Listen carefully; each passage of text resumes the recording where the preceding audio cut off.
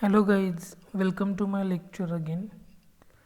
In this lecture we will learn about mux and how can we use mux within programming language. So this is going to be a very interesting lecture because the Verilog language, that is the programming language of the digital circuits, how Verilog language can be utilized to design digital circuits, right? So this is just a simple overview.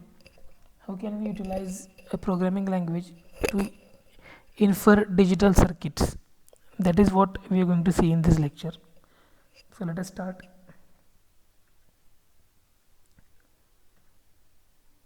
Look at here. This is a simple mux. It has two inputs, input A, input B, and output out, and has a select line SEL. Now let us understand how can we design mux using programming language. We are doing a little bit of reverse engineering, so we will model this mux using programming language. So just let us describe this mux. So how can we describe? If SEL is equal to 1, out is equal to A,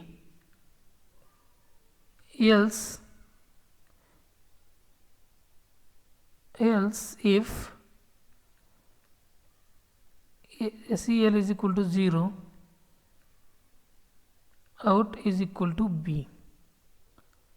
Okay, understood? So this is how we can design mux. So the same logic will follow in any other language. You take C, CPP, or Verilog, system Verilog. This loop is universal, you can use anywhere, and what this loop will infer is a simple mux. Let us understand another example. So here is, again we have taken mux and we will design this mux using case statement.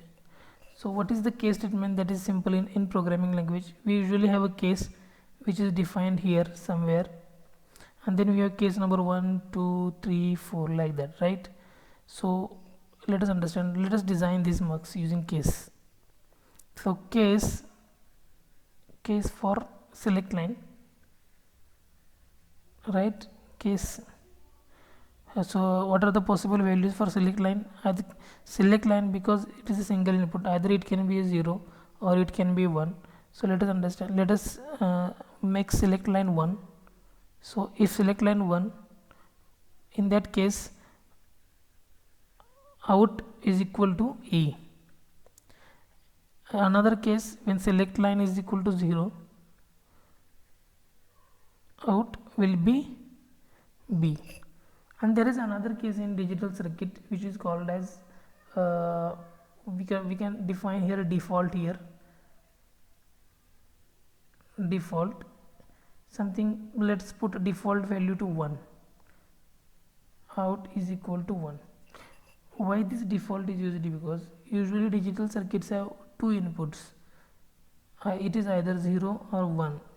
If because of some kind of glitch or something else, if value on the select line is neither 1 or nor 0, but it is in between 1 and 0, then what should be the output?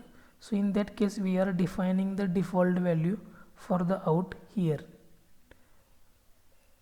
So this is how basically we use Verilog language to infer digital circuits, and we are going to see in detail how can we design complex digital circuits using Verilog, and how to verify those complex digital circuits in a system Verilog, that we are going to see in the coming lectures. So stay tuned and subscribe to my channel so that new notifications can come to you. Thank you.